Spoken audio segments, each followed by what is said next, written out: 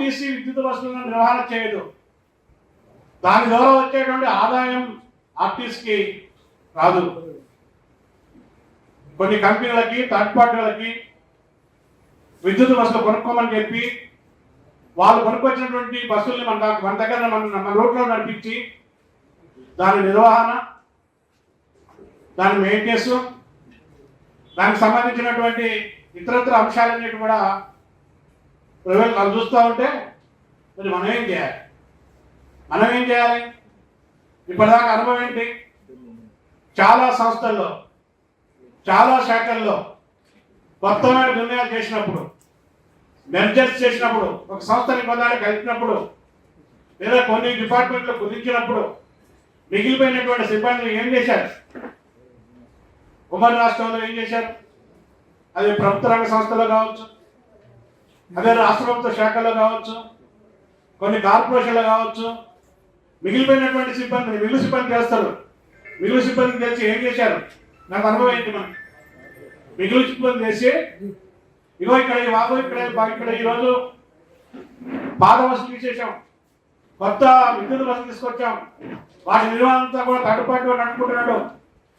ఈ యొక్క మన ఎవరో ఒకరో ఇద్దరు ఉంటే సరిపోద్ది, కొంతమంది ఉద్యోగులతో దాన్ని నిర్వహణ ఎట్టుందో చూద్దాం, పర్యవేక్షణ చేపిద్దాం. ఆర్టీసీలో ఉన్నటువంటి వాళ్ళందరూ మిగులు ఉద్యోగులను తేల్చారనుకోండి, ఏం చేస్తారంటే మనం విఆర్ఎస్ తీసుకున్న ఇంటికైనా పోవాలి. లేదు ఇక్కడ మిగులు ఉన్నారు, ఇక్కడ మిగులు ఉన్నటువంటి వాళ్ళు ఇతర శాఖలో తక్కువ ఉన్నారు, ఇతర శాఖలో తక్కువ ఉన్నటువంటి వాళ్ళు అక్కడ సర్దుబాటు చేస్తాం, పొమ్మటి పోవాలి. అక్కడ నేను ఆ డ్రైవర్ చూస్తారనే గ్యారంటీ లేదు, కండక్టర్ చూస్తారనే గ్యారంటీ లేదు. నేను థర్డ్ పార్టీ వర్కర్గా, లేదనుకుంటే నేను 4th క్లాస్ ఎంప్లాయీగా, లేదనుకుంటే నేను స్పీడ్గా, లేదంటే స్వీపర్గా చేసినటువంటి పరిస్థితి ఇరిగేషన్లో వచ్చింది. పరిస్థితి ఇరిగేషన్లో వచ్చినటువంటి ఆఫీస్ స్థాయిలో జూనియర్ అసిస్టెంట్లో ఉన్నటువంటి వాళ్ళు పోయి సెపరేట్ కోర్సు చేసినటువంటి పరిస్థితి ఉంది. బతకాలి కాబట్టి ఏదో ఒక పద్ధతిలో మన సర్వైవ్ అవ్వడానికి వాడు ఏ ఆఫర్ ఇస్తే ఆ ఆఫర్ని మనం తీసుకోవాలి. అంటే ఈరోజు విద్యుత్ బస్సులు కొనుగోలు అనేటువంటిది చేసి ఆర్టీసీలో, తెలంగాణ ఆర్టీసీలో వాటి నడపడం ప్రారంభిస్తే, ఆపరేషన్ ప్రారంభమైన తర్వాత ఆర్టీసీ ఆస్తులు, ఆర్టీసీ సంస్థలు, ఆర్టీసీ బస్టాండ్లు, ఆర్టీసీ డిపోలు, ఆర్టీసీ ఇతరత మొత్తం కూడా ప్రభుత్వ ఆధీనంలో, కార్పొరేషన్ అజమాయిషి ఉండదు. ఇవన్నీ కూడా కొద్దిమంది పెట్టుబడిదారుల చేతులకి వెళ్తాయి, ప్రైవేటు వ్యక్తులకు వెళ్తాయి. ఈ సంస్థ మనుగడ ఉండదు. ఈ సంస్థ మనుగడ లేకుండా ఉండడం కోసం ఈరోజు ఈ నిర్ణయం వచ్చింది. ఈ నిర్ణయం తీవ్రంగా వ్యతిరేకించాలి. సంఘాలతో నిమిత్తం లేకుండా, జెండాలతో నిమిత్తం లేకుండా ఆర్టీసీని ప్రజారావణని కావాలని చెప్పి కోరుకునేటువంటి ప్రతి పౌరుడు ఈ యొక్క ఉద్యమానికి మద్దతుగా ఉండాలి, అండగా ఉండాలి. అన్ని సంఘాల్లో ఉన్నటువంటి ఉద్యోగులందరూ కూడా ఈ పోరాటానికి రావాల్సినటువంటి సమయం ఆసన్నమైందనేటువంటి దాన్ని ఈ సందర్భంగా మీకు నిధులు తీసుకొస్తా ఉన్నారు. ఏం చెప్తున్నారు? ప్రపంచం ఏం చెప్తున్నారు? పొల్యూషన్ తగ్గించడం కోసం ఈ బస్సు వస్తున్నాయని చెప్తున్నారు. పొల్యూషన్ ఎవరి వల్ల వస్తుంది? ఎక్కడ ఉత్పత్తి అవుతుంది? ఎక్కడ ఉత్పత్తి అయినటువంటి పొల్యూషన్ తగ్గించడం కోసం ఈ అద్దె బస్సులో ఈ విద్యుత్ బస్సులు వస్తున్నాయి. ప్రపంచంలో అత్యధిక కాలుష్యము, పొల్యూషన్ ఉత్పత్తి అయినటువంటి దేశం అమెరికా. అమెరికాలో ఉన్నటువంటి పొల్యూషన్ తగ్గించడం కోసం వరల్డ్ ఒక పాలసీ ఉంది. ఈ దేశంలో పొల్యూషన్ వస్తే ఈ దేశంలోనే ఇది తగ్గించడం కోసం చర్యలు చేపట్టడం కాదు, నీ వాటాగా ఎక్కడైనా సరే, ఏ దేశంలో అయినా సరే, నీ మాట అయినటువంటి దేశాల్లో పొల్యూషన్ తగ్గించే మార్గాలను చేపడితే ఆ అకౌంట్ కూడా నేను ఈ లెక్కలు వేస్తానని చెప్పి ఈరోజు అంతర్జాతీయంగా కొన్ని ప్రమాణాలు ఉన్నాయి పొల్యూషన్ తగ్గించడం కోసం. అమెరికాలో ఉన్నటువంటి పెరిగేటువంటి పొల్యూషన్ని తగ్గించడం కోసం అమెరికా ఈరోజు అనేక దేశాల్లో ఆధిపత్యం చెలాయిస్తూ ఈ పొల్యూషన్ తగ్గించడానికి ఇలాంటి నిర్ణయాలు తీసుకొచ్చేటువంటి పద్ధతి ఉంది. వచ్చే ప్రపంచం గురించి మర్చిపోదాం, అమెరికా గురించి మర్చిపోదాం. అసలు పొల్యూషన్ మన బస్సు ఆర్టీసీ వస్తూనే వస్తుందా? తెలంగాణలో ఉన్నటువంటి పొల్యూషన్ అంతా మన బస్సులే కారణమా? కాదే. హైదరాబాద్లో మస్తు పొల్యూషన్ ఉంది. హైదరాబాద్ చుట్టూ ఉన్నటువంటి ఈ సరౌండింగ్ జిల్లాలో అనేక పరిశ్రమలు ఉన్నాయి. కాలుష్యాన్ని వెదజల్లేటువంటి పరిశ్రమలు ఉన్నాయి. ఆ పరిశ్రమల నుంచి వచ్చే పొల్యూషన్కి లేకపోతే మన ఆర్టీసీలో అదే మీ బస్ తీసేసి విద్యుత్ వస్తే పెట్టి అక్కడ పొల్యూషన్ ఆగుద్దా? అనేక ఫార్మా కంపెనీలు ఉన్నాయి. అనేక బల్క్ డ్రగ్ తయారైనటువంటి కంపెనీలు ఉన్నాయి. ప్రమాదకరమైనటువంటి పొల్యూషన్ వస్తుంది. దాన్ని చేపట్టడానికి కేట కాదు. కానీ ఈరోజు పొల్యూషన్ తగ్గించాలని ఒక పర్యావరణ సూత్రాన్ని తీసుకొచ్చి అసలు వాటిని వదిలిపెట్టి కొసరుగా తీసుకొచ్చి ఈ కొసరటువంటి అంశాలు తీసుకొచ్చి ఈరోజు ఆర్టీసీని ముంచాలని చూస్తుంది ఈరోజు కేంద్ర ప్రభుత్వం తీసుకొచ్చిన పాలసీని ఏమని చెప్తుంది మన రాష్ట్రం. ఈరోజు కొత్త ఏం కాదు. ఆర్టీసీని ఈరోజు సర్వనాశనం చేయాలనేటువంటి ఒక విధానం, ఒక కంకణం కట్టుకున్నది పాలకవర్గాలు. ఈరోజు కొత్త ఏం కాదు. గతంలో రాజశేఖర రెడ్డి గారు ఉన్నప్పుడు రాజశేఖర రెడ్డి గారు ప్రైవేట్ వాళ్ళకి బస్ సర్వీస్ నడిపించడం కోసం కొన్ని రూట్లలో అనుమతించారు, ప్రైవేట్ వాళ్ళకి కేటాయించారు. అప్పుడు మనం ఉద్యమం చేశాం. ఆర్టీసీ రూట్లలో ఆర్టీసీ బస్సులే నడపాలి, ప్రజా రవాణాన్ని ముందుకు పోవాలని చెప్పి మనం ఆ రోజు పెద్ద ఉద్యమం చేశాం. ఏమన్నారు? ఆర్టీసీ ఏమన్నా మీ గుర్త సొత్తా, రూట్లు ఏమన్నా మీ సొంతమా, మా ఇష్టం వచ్చినట్టు చెప్తానని చెప్పి ఆ రోజు రాజశేఖర రెడ్డి గారు చెప్పినట్టు పరిస్థితి. కేసీఆర్ అధికారం ఉన్నప్పుడు ఆర్టీసీ ఆర్టీసీ స్థలాలు ఎక్కడెక్కడ ఉన్నాయో గుర్తించి ఆ స్థలాల్లో పెట్రోల్ బంకులు, ఆ స్థలాల్లో షాపింగ్ మాల్లు, అట్లా అధికారంలో ఉన్నటువంటి బీఆర్ఎస్ పార్టీ చెందినటువంటి ఎమ్మెల్యేలు లేకపోతే ప్రధాన నాయకులు ఆర్టీసీలో ఉన్నటువంటి స్థలాన్ని కబ్జా చేసినటువంటిది మనం చూడలేదా? వరంగల్ ఆ ఘటన జరగలేదా? ఆర్మూర్లో ఒక ఎమ్మెల్యే పెద్ద షాపింగ్ మాల్ కట్టుకోలేదా? హైదరాబాద్లో బస్ భవన్ ఉన్నటువంటి స్థలాన్ని కాజేయాలని చెప్పి కన్నేయలేదా? ఇట్లా ఆర్టీసీ విషయంలో పాలక వర్గాలు అనుసరించేటువంటి ఈ నిర్లక్ష్యం, శీతకండు వైఖరి ఈరోజు ఇక్కడ దాకా వచ్చేటువంటి పరిస్థితి ఉంది. ఇది ఇందులో భాగం. రెండోది, ఆర్టీసీ ఈరోజు ఇట్లా నాశనం కావడానికి, ఇంత దిగజారిపోవటానికి, సంక్షోభంలో గురడానికి కారణం ఏంటి? కారణం కేంద్రంలో ఉన్నటువంటి బీజేపీ ప్రభుత్వం తీసుకొచ్చే నిర్ణయం తెలంగాణ ఆర్టీసీలో పడతా ఉంది. మోటారు వాహనాల చట్టం తీసుకొచ్చింది. మోటారు వాహనాల చట్టంలో పెట్టినటువంటి షరతులు ఏంటి, కండిషన్లు ఏంటి? మోటారు వాహన చట్టం వచ్చిన తర్వాత అనేకమైనటువంటి షరతుల మధ్య వాటి ప్రభావం ఆర్టీసీ. రెండోది, ప్రజా రవాణాని అభివృద్ధి చేయడానికి నిధులు కేటాయించడం లేదు. కేంద్ర ప్రభుత్వం సహకారం చెప్తలేదు, రాష్ట్ర ప్రభుత్వం సహకారం చెప్తలేదు. కొత్త పథకాలు పెడుతున్నారు. చాలా మందికి రాయితీలు ఇస్తున్నారు, సబ్సిడీ ఇస్తున్నారు, రియంబర్స్మెంట్ లేదు. మహాలక్ష్మి పథకం వచ్చింది. అందరికి బస్ ఫ్రీ, ఆర్టీసీ ఒక్క రియంబర్స్మెంట్ లేదు. ఇలా అనేకమైనటువంటి విషయాల్ని ఈరోజు ఉంది. ఈరోజు కేంద్ర ప్రభుత్వాలు, రాష్ట్ర ప్రభుత్వాలు తీసుకొచ్చినటువంటి పాలసీ ఏంటి? ఈరోజు ఉన్నటువంటి దాంట్లో ప్రభుత్వం ఆదాయాలు పెంచుకోవాలి. ప్రభుత్వం ఆదాయాలు పెంచుకోవాలంటే ఉన్నటువంటి వనరులు ఏంటో పరిశీలించాలి, వాటి కోసం వెతకాలి, వేటాడాలి. వేటాడితే వాళ్ళకి ఏం కనపడంటే, నరేంద్ర మోడీకి ఏం కనపడదు, అక్కడ ఉన్నటువంటి బీజేపీ ప్రభుత్వానికి ఏం కనపడదంటే, ఈరోజు ప్రభుత్వం తన ఆదాయ వనరుగా ఈరోజు ఉపయోగించుకోవాల్సింది ఏంటంటే, ఎక్కడైనా ప్రభుత్వ రంగ సంస్థలు ఉంటే ఆ ప్రభుత్వ రంగ సంస్థల్ని కారు చౌకగానే సరే అమ్మేయాలి.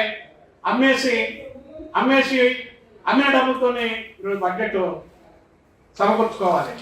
అందుకోసం నేషనల్ మానిటైజేషన్ పైప్ లైన్ అనేటువంటి ఒక స్కీమ్నే పెట్టారు.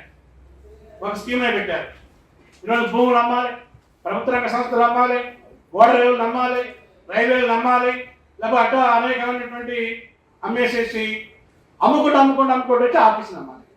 ఇప్పుడు ఈరోజు ఆర్టీసీని పడుతుంది, ఆర్టీసీని ధ్వంసం చేసేటువంటి పద్ధతిలో ఉంది.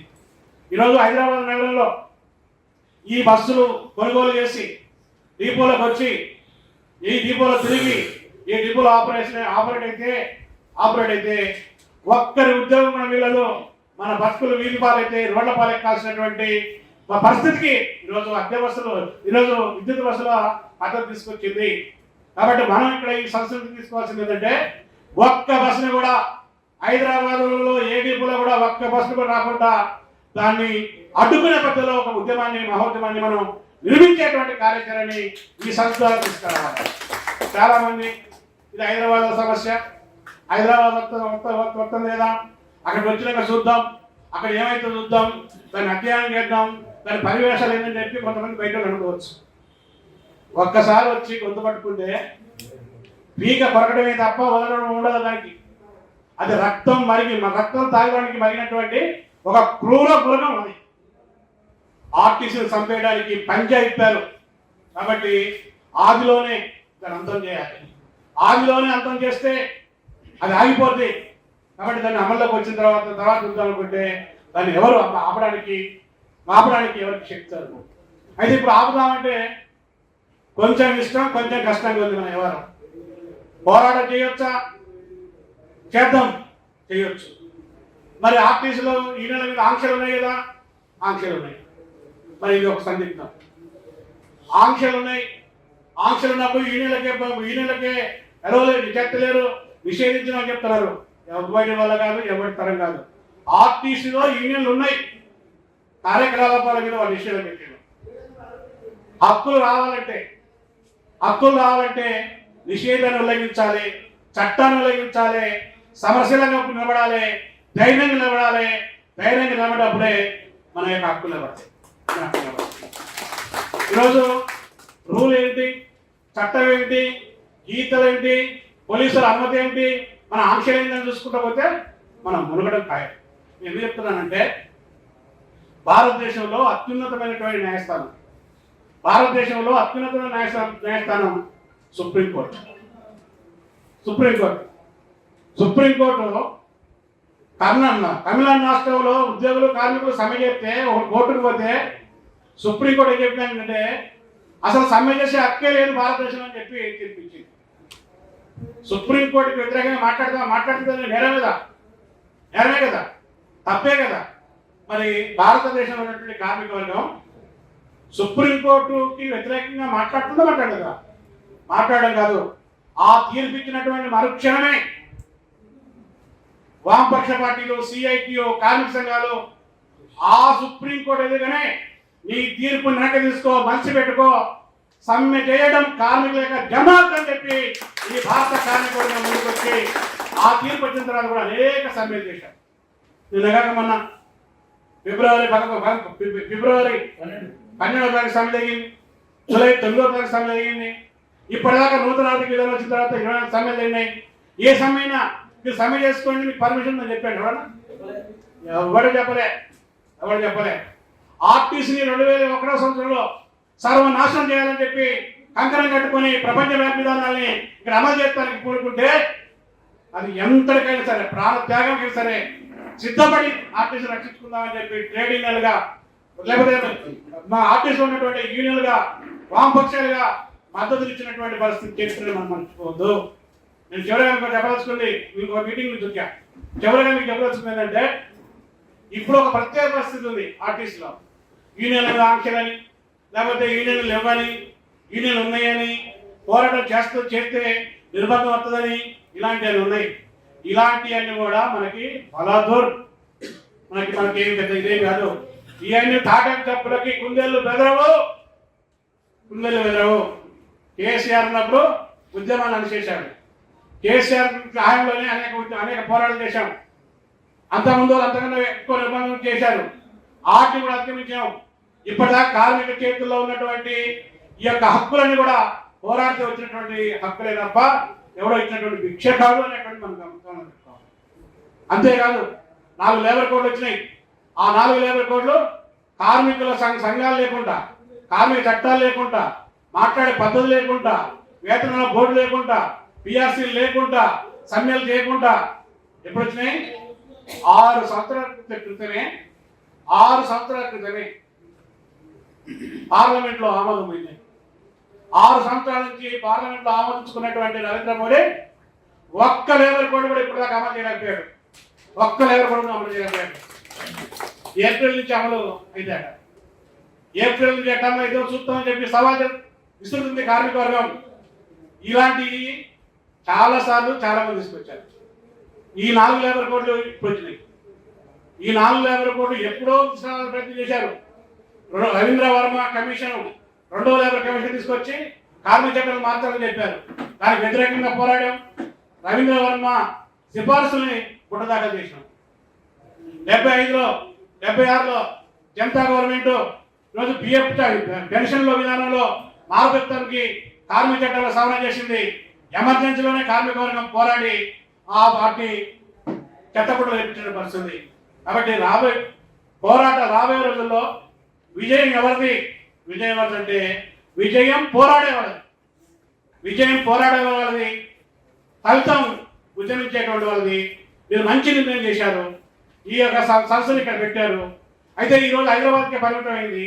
ఇది ప్రతి ఆర్టీసీలో, ప్రతి ఉద్యోగికి, ప్రతి డ్రైవర్కి, ప్రతి కండక్టర్కి, ప్రతి టెక్నీషియన్కి ఈ అంశం తెలిసే పద్ధతిలో దీన్ని మీరు రాష్ట్ర వ్యాప్తమైనటువంటి ఉద్యమంగా మార్చాల్సినటువంటి సమయం ఆసన్నమైంది. కాబట్టి దీన్ని మొత్తం తెలంగాణ రాష్ట్రంలో ఎన్ని డిపోలు అవుతున్నాయో అన్ని డిపోలకి తీసుకెళ్ళాలి. ఇది మీ వరకే పోరాటే ఈ సమస్య పరిష్కారం కాదు. ఈ సమస్య మీద, ఈ డిమాండ్ మీద విద్యార్థుల్ని, యువకుల్ని, మహిళల్ని, ప్రజాతంత్రవాదుల్ని అందరినీ సమీకరించి ఇది ఒక ఐక్య ఉద్యమంగా దీన్ని మార్చాలి. దీన్ని ముందుకు పోవడం కోసం మీ అందరికీ నేను హామీ ఇస్తాను. సిఐటి తెలంగాణ రాష్ట్ర కమిటీ నుంచి ఇది మీరు చేస్తానికి మీరందరూ రంగంలో దిగండి.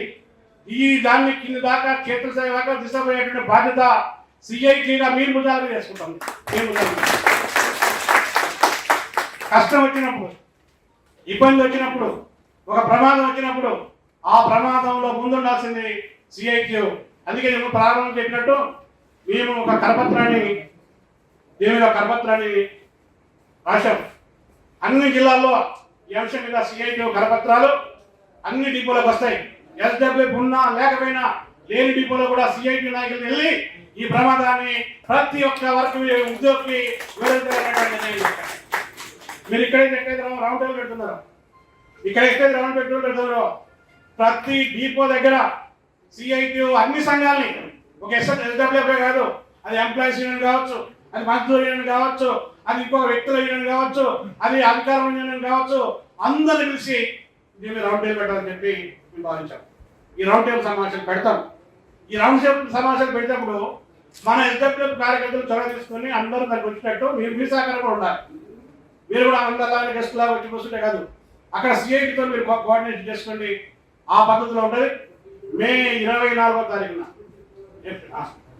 మార్చి 29వ తారీఖున సిఐటిగా ఈ యొక్క విద్యుత్ బస్సుల యొక్క కొనుగోలు, దీనివల్ల ఉన్నటువంటి నష్టాన్ని వ్యతిరేకిస్తూ ఆర్టీసీ పరిరక్షణ కోసం అన్ని డిపోల దగ్గర ఈరోజు కలిసి వచ్చేటువంటి సంఘాలని కలుపుకొని, అవసరమైతే ఇతర కార్మిక సంఘాలు కలుపుకొని సిఐటిగా లీడ్ చేసుకొని ఈ అంశం మీదనే బస్ డిపోల ముందు ఈ నెల 24వ తారీఖున ధర్నాలు చేయాలని చెప్పి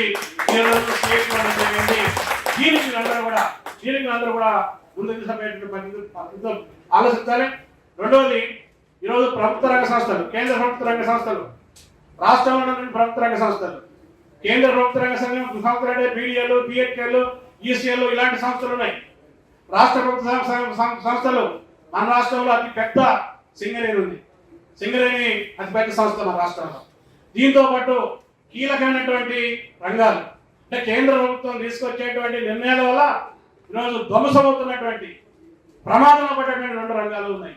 అది ఒకటి ఆర్టీసీ, రెండవది విద్యుత్ సవరణ బిల్లు తీసుకొచ్చారు. ఆ బిల్లు వచ్చిన తర్వాత ఇప్పుడు విద్యుత్తుని ఈ అధ్యాయ బస్సులాగానే ప్రైవేట్ వాళ్ళకి ఇచ్చినట్టు ఇప్పటిదాకా విద్యుత్ ఉత్పత్తి, విద్యుత్ పంపిణీ, విద్యుత్ నియంత్రణ, విద్యుత్ పర్యవేక్షణ మొత్తం ఇప్పుడు దాకా ప్రభుత్వ ఆధీనంలో ఉంది. దీన్ని తీసేసేసి ప్రైవేట్ వాళ్ళకి కట్టబెట్టే దానికోసం, ఆదానికి అమ్మానికి ఇచ్చే దానికోసం ఈ చట్టం మారుతుంది. కాబట్టి ఈ రాష్ట్రంలో, తెలంగాణ రాష్ట్రంలో మనం 2 నెలల పాటు ప్రభుత్వ రంగ సంస్థల పరిరక్షణ ఉద్యమాన్ని చేపట్టాలని చెప్పి నిర్ణయం చేశాం. ఆర్టీసీ కూడా అందులో ఉంది. కాబట్టి మొత్తం ప్రభుత్వ రంగ సంస్థల పరిరక్షణ ఉద్యమంలో మీరు కూడా భాగస్వాములు కావాలి. మనం ఒక రాష్ట్ర సంస్థని మనం ఏప్రిల్ నెలలో ఒక రాష్ట్ర సంస్థ ఇక్కడ పెడుతున్నాం. ఆ సంస్థ తర్వాత ఒక ఉద్యమాన్ని మహోద్యమంగా మార్చాలనేటువంటి ప్రయత్నం చేస్తున్నాం. కాబట్టి మీరందరూ పోరాటాలకు ఇష్టండి. విద్యుత్ బస్సుల కొనుగోలుని వ్యతిరేకించండి, వాటిని ప్రతిఘటించండి. ఇక్కడ ఆపితే రాష్ట్రం అంతా కూడా ఆగుతాయి. ఇది ఆర్టీసీ ఉద్యోగులకి సంబంధించినటువంటి ఈ ఉద్యమం ఇది ఒక ప్రజా ఉద్యమంగా, ఇది ఒక మహా ఉద్యమంగా మరి మలచేయడంలో సిఐటి సహాయ సహకారాలు ఎప్పుడూ మీకు ఉంటాయని చెప్పి తెలియజేస్తూ సెలవు తీసుకుంటాను.